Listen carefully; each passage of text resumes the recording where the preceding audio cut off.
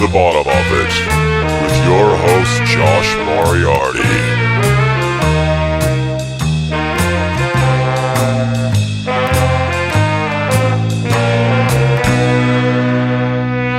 Hello, welcome back to another episode of The Bottom of It with me, your host, Josh Moriarty. How you doing? Sorry, it's been a long time between episodes. I've been bloody busy. I've been back in Melbourne, been working hard, playing with Miami Horror. We got a new EP out called The Shapes. Check it out if you feel like it. I reckon it's really cool, actually. Very, very proud of it.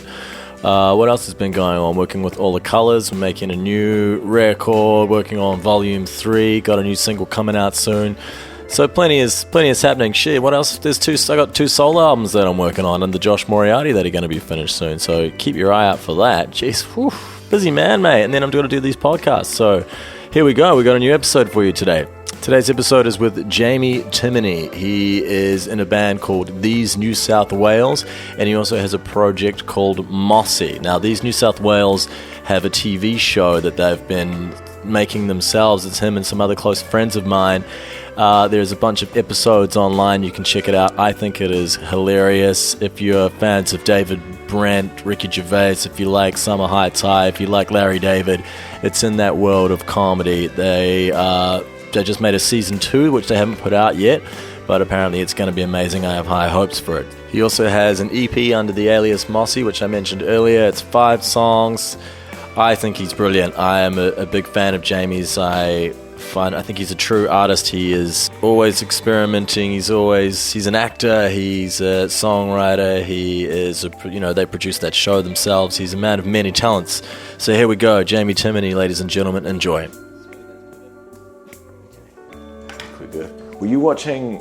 Did I see you were watching some kind of monster? Yeah. Last night. Yeah. What do you think? I really enjoyed it. Have you seen it before? No. Okay. Have you seen A Year and a Half in the Life of Metallica? No. That's from when they're doing the Black album. Right. So it's them at their rock and roll peak. Wow. It's fucking amazing. But I think you have to, if you've watched Some Kind of Monster, you also need to watch that to just see the difference between the members of the band from the 2 different eras. Well, because I felt like I was watching Anvil last night in a way. Like I felt pretty sad, and I just thought, oh my god, Hetfield's an absolute dog.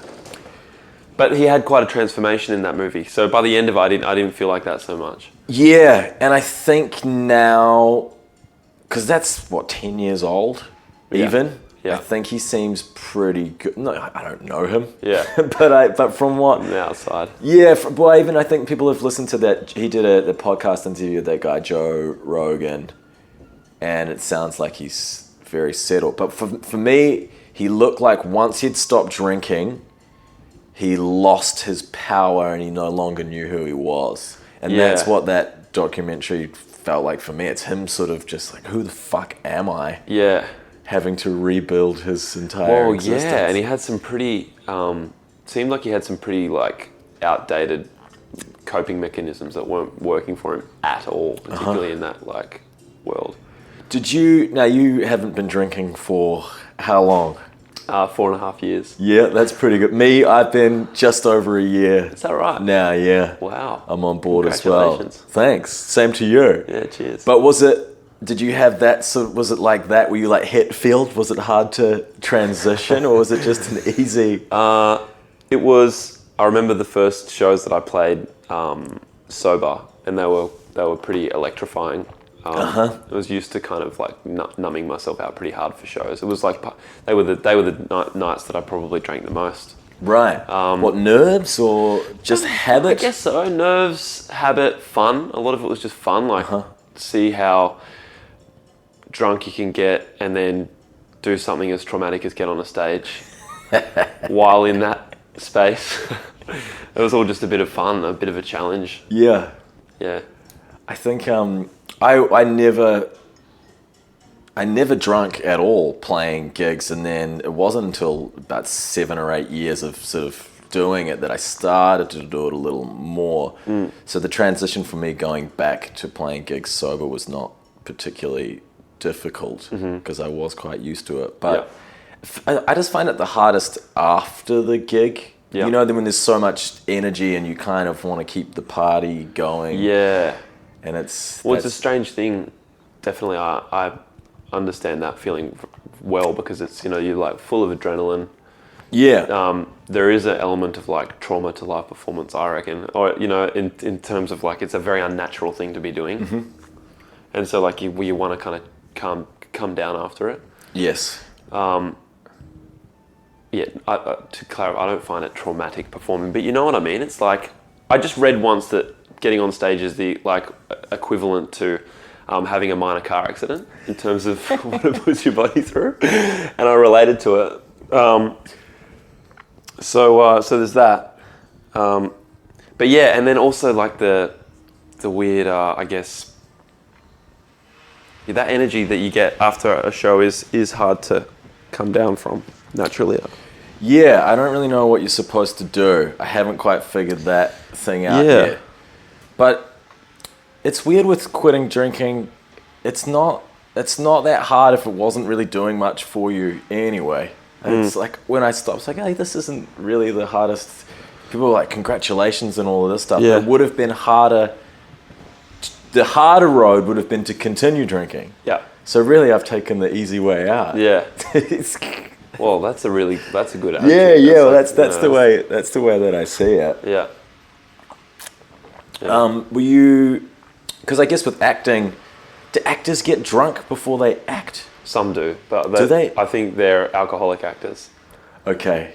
Because what's the thing? Like, what are the?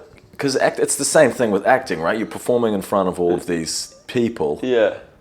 Do they have are they just freaks? What's the coping mechanism in that? I don't know. I certainly get a lot more nervous personally before like going on stage for a theatre show than I would for a musical performance.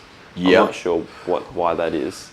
Is it because when it's a theatre or something, it's someone else's thing, as opposed to when it's your own? Like with these New South Wales, it's a band and you guys are a unit. So you don't have to take all of the responsibility, maybe? Yeah. Because it's your thing. Does it change it? Yeah.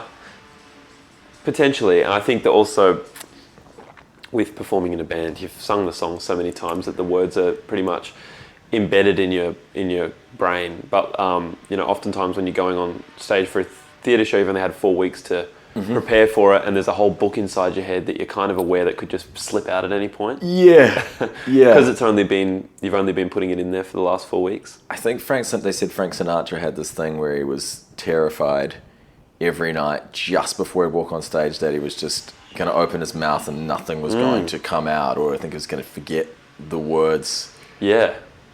Yeah, and you just... Not easy to cover up in a Frank Sinatra No, song. not at all. Are you into crooners and those sort of things? I mean, that song Ginsberg, that MOSSY song's pretty croony. Yeah. It's got that vibe. Yeah, I love crooners. Yeah, that's a big influence at all? Or? Well, I know when I first started writing for MOSSY stuff, I was listening to a ton of Tom Waits. Yeah. It also kind of coincided with the time that I got sober as well. So yeah, Tom Waits was an interesting artist for me. He doesn't drink anymore. No. He would have been sober for a long time, right? Yeah. But was pretty serious drinker. Yeah, I was listening to his album Small Change. Yeah. Piano Has Been Drinking. Yeah. That's that one, yeah. Yeah, Piano Has Been Drinking and Bad Liver and a Broken Heart and all those kind of songs. and I kind of got onto Sinatra's record from that record. What's it called? The Wee Small Hours of the Morning. Yeah, I know that one as well. That one as well. So I really enjoy both those records. Yeah. You got a bit of a crooner vibe. Yeah, I don't know. But who else? I listened to some of the other songs and it reminds me of Mike Patton at occasional moments. I don't know if that's an influence at all. It's not. People have said that before actually, and I'm not very familiar with Mike Patton's work. Okay. But I've heard some of his. Is it Mr. Bungle? Mr. Bungle. I've heard some of that stuff. It's amazing. Yeah, that's really cool. Well, I think he's an actor. Right. It's like he's always telling stories and voices of different characters and things like that. Uh-huh. But is that is that what you like? What is Mossy you completely, or is it character again? I think that it's a character. I think that anything that I do musically involves some kind of character, but kind of allow these things to happen naturally. I find that the longer you kind of work on something and immerse yourself into something, the more the sort of the outline of these characters make themselves apparent, without trying to define it myself. It's kind of a subconscious fermentation. So as you do it more, it's defining itself more? Definitely, yeah. Absolutely. Well, I think with Jamie from These New South Wales, the television show, even just that, there's the first season and then there was just the 10-minute special thing that you guys did, and I feel like that was even, getting tighter and more succinct in it, what he is. That's good. This fascinates me because he is you. Yes. Sort of. Yeah. Like where does the line That's a good question. draw? I don't know. I think that Jamie from These New South Wales is a very natural mode for me to slip into and enter into, and I know that because I didn't create that. I didn't decide anything about that character until I was playing him, and it's the same character that goes on stage in These New South Wales, and we're definitely similar. I'm ashamed to admit we're definitely similar in a lot of ways. I think Larry David said that Larry David from Curb Your Enthusiasm is the person he wants to be and isn't allowed to be. So I don't know if there's a bit of that in there. Well, I definitely don't want to be that kind of character. But I think he's basically just a tasteless. He's the tasteless version of me, and he's also tactless, and also kind of like spineless, where he doesn't have a center. Yes, he's easily swayed by whatever's going on around him, which to some degree I can relate to. It's like it's taken me a while to formulate my own. My own, I don't know, center of gravity. So there's season 2 is done, wrapped.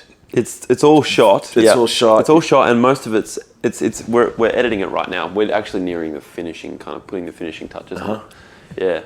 Excuse me, and you got some good funding for that to make it happen? We got a minimal amount of funding. Okay. To just make it possible for what we'd kind of written wouldn't have been possible. We funded the first season by ourselves, just out of our own wallets, and the second season we had just the idea just to take the boys on tour during the thing, and just in order to do that, there's like certain costs and stuff associated. So we applied for some funding and were lucky enough to get some, which was great, big help. And what do we expect from? I mean, I kind of have heard little bits and pieces through Toddy and Luke and being a little bit more of the same, but bigger and grander and more ridiculous. Yeah, I wouldn't say grander necessarily, but it's more of the same. It's like more sad, pathetic, delusions of grandeur. Same thing, and just just them just trying to make a mark on the world to find themselves. It's a really important story, and it's something that myself and Aaron in Miami Horror had been discussing for a long time, was the plight of a sort of... Our one was just going to be like us in Miami Horror, basically, like mid-level, like moderately successful but not huge band, traveling and touring, and just all of the garbage and silliness that comes along with it.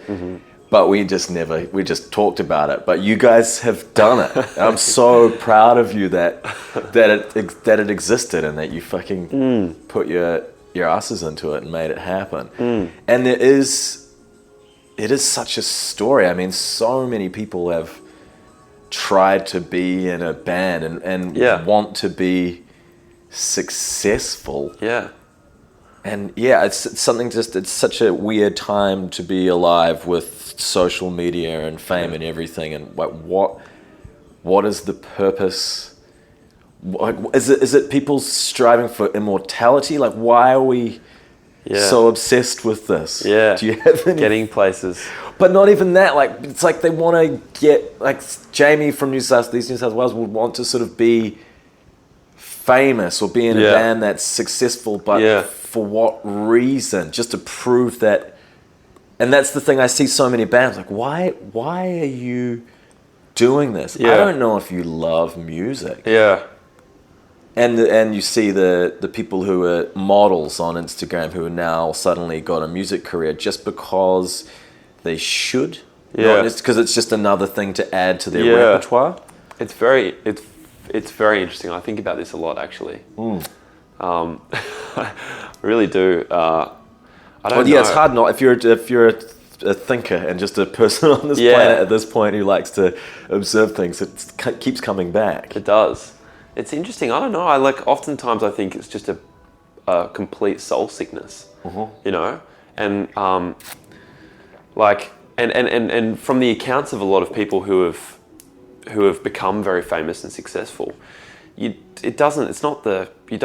there's no kind of like checkered flag where you go, oh good, we made it and this is the party at the end of it, you know. It's like a game that finishes without the you know, when you play like a video game and there's no fanfare at the end of it. I think that's what it is. You know, it's true. I think that's what it is. So I definitely think there's better, more healthy ways that you could you know, get your rocks off. Is there a point that you want to achieve? Is there a goal for you? Do you have a destination? Is there a point where you go, oh yeah, I'm happy, I've achieved everything? Or are you happy now? I'm definitely happy now. Yeah. But I'm definitely happy now. I'm probably the happiest I've ever been at the moment. I think the thing that I struggle with, which I think a lot of people do, is with this feeling, and I need constant reminding of it, that life is not a rehearsal, and there's no, and it doesn't start. I have this tendency as well. It'll, like, when I get money, I'll be okay, or when I achieve this amount of success, it'll be okay, or at least when I have enough money to be able to travel wherever I want, then I'll be okay. And it's like, that's all bullshit. My life started 30 fucking years ago. You know, it's nearly over. I'm halfway through. You know, so it's like the constant thing every day is like this. I remind myself, this is your life. This is actually it. It's not about to start. It started fucking ages ago. You know? Yeah, it is very, very true. Yeah. I know, I do notice. I mean, I'm guilty of that myself, you know, always looking to the next thing. Yeah. And I think I've realized especially with music and art and all of this, you have to enjoy the process of doing it, because it's not like your next song will make you happy or the next gig will be the best gig. Yeah. And it's funny because sometimes songwriting is just pain as well. Like, really, it's like not fun. Yeah. Not fun at all. Why do you do it? Why is it? I don't know. I had a really good day writing yesterday. And you know, I was like, I had the studio to myself all day, and I'd had this song that had kind of been like existing in my periphery for like a month or so, and I finally like caught it like a Pokemon yesterday, and I had a really, really good day with it, you know. And I was like, gotta catch them all, dancing around and feeling really good. I mean, that's probably why I do it. It's like those days like that, to me, they're like 1 in 30 days or something like that, where it's like a really good day.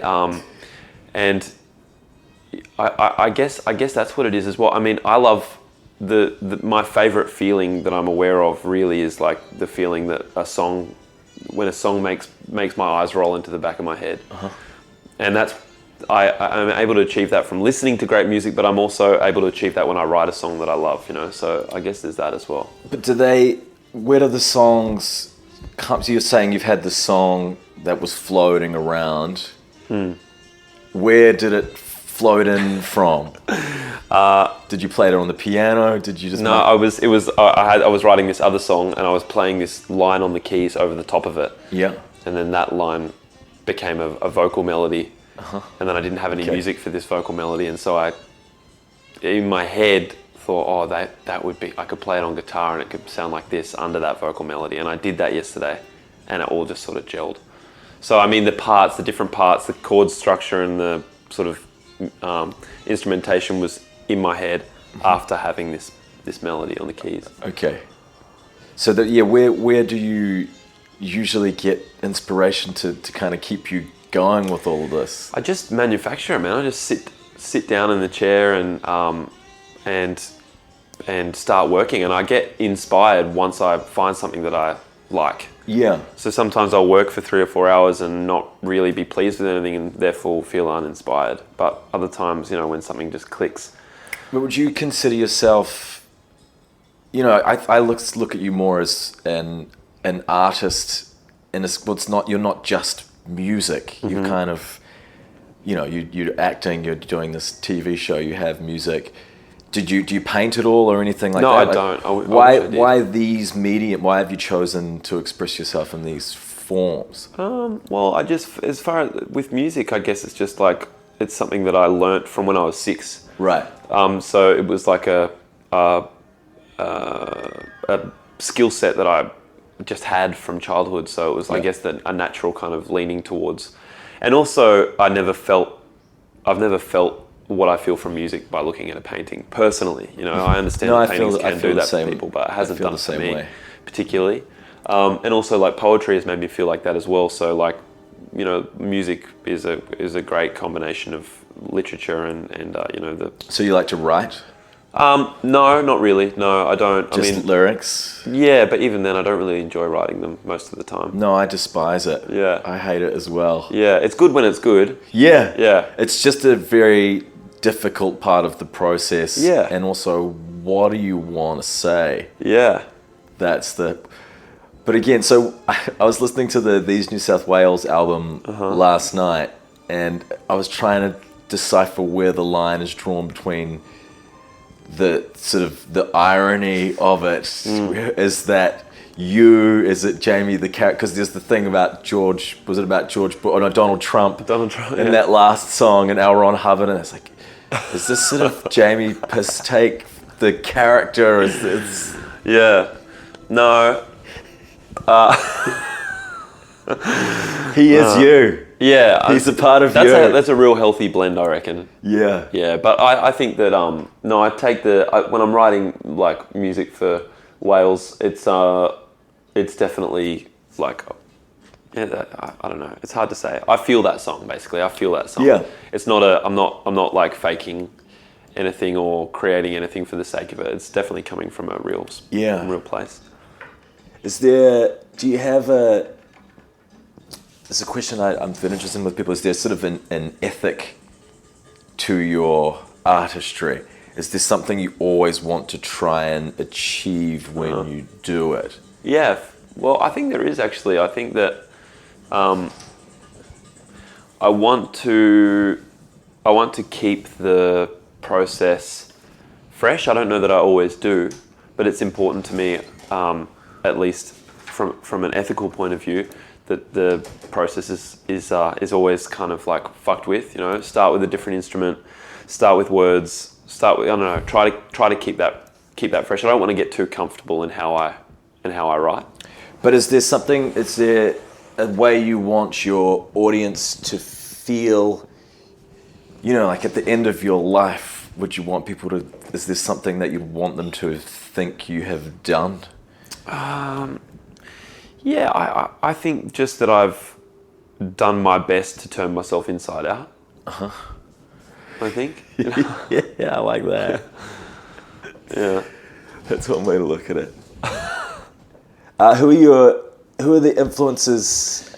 You know, I watched the TV show, and it reminds me of Sacha Baron Cohen when he's doing Borat and Ali G. Especially when you're at the Big Sound Music Conference, those people didn't really know that you were. Do they know that you're? Are they in on the joke? You know? No, the people in the audience. The people in the audience at that conference that didn't know that it was a joke. But the people on the panel did. They did? Yeah. Okay. But were they still... Are they happy about it, or...? The audience members weren't. About 20 of them walked out and yelled out as well. And that was like a really fun, electrifying kind of experience. Well, yeah, that's what I mean. It takes big balls to do that. I feel like you're probably only going to get ballsier as well. Well, yeah, I mean, I'm glad you think that, and it's like that's flattering, you know. It actually didn't feel that I don't know, to some degree, and you know, a couple of years ago I would have scoffed at someone who said this, but I kind of hide behind that character. Yeah. So I sort of didn't feel. I had sunnies on as well, which helped. You know? Yes, that definitely. I felt does. like I was like masked. I felt like, you know, when you're on the tram and you close your eyes and you feel like no one else is on the tram. That's kind of how I felt. Okay. But yeah, that is. I mean, that's really something. I always wonder how those people do it. But I guess you just have to be so in the character that you can't even you conceptualize. Like, you don't want to think, oh, I'm sorry if I'm upsetting this person in any way. It's just. If I'm completely honest, when the first person yelled out something and said, oh, "Give someone else a chance to speak," or "We're not here to listen to you, mate," something like that. I did get that like hot flush and think, oh fuck, and my adrenaline kind of spiked. And then I thought, and I was like quiet for about 3 minutes after that, and then I thought, nah, fuck that guy. What difference do you think musicians and artists offer to the planet? What? Oh yeah, I mean, I don't know. I think that I oscillate between thinking that it makes no difference and that it's all a bunch of self-absorbed horse shit. Yes. You know, like I really do. And some days I still think that. Because, you know, artists are some of the artists I've met, some of the most like self-absorbed, self-centered. That's the only way sometimes to do it, though. Yeah, agreed. But also artists are some of the most compassionate, open-hearted, honest, yes, brave people as well. So like, you know, I'm not like crucifying artists, but I don't know, sometimes I think that it's not important, and then other times I think that it is important, just by virtue of the fact that it makes people feel good, basically. Yes. Or like also feel like they want to do something, you know, like I think for me a song is successful if it makes me want to kick a wheelie bin over, or if it makes my eyes roll back in my head, then that's a good song, you know. And I think both of those feelings are very powerful and cool things to be able to inspire someone to do. Yeah, well, you know what it's meant to yourself through your life. Certain people and certain songs or films or whatever it is. Yeah. But there's just so many people doing it now, right?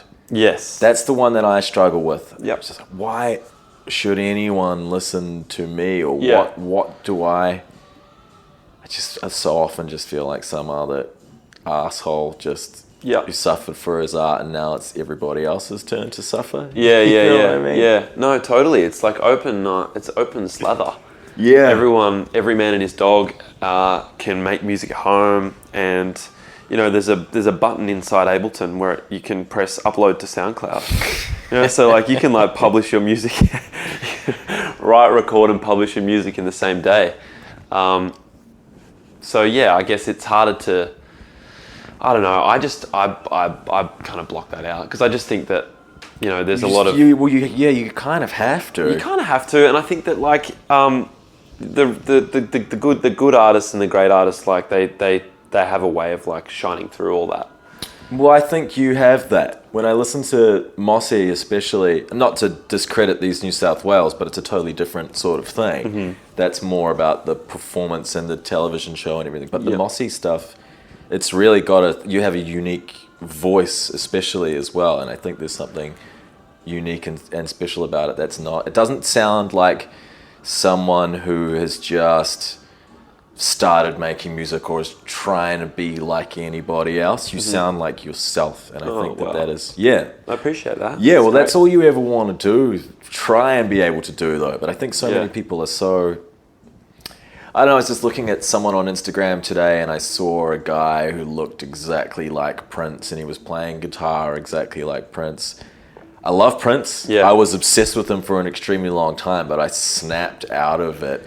And I think I snapped out of trying to be anyone else. Yeah. But it took me a long time. And I think that's the hardest thing for a lot of artists is to just, like, you're not Jeff Buckley. I'm sorry. Yes. You're not going to be... No, it's a challenge though, isn't it? Because when you listen to artists that you love, for me, I know it's really natural to slip into mimicry and like, if I'm listening to one record obsessively, then I find the next couple of songs I write usually kind of echo that.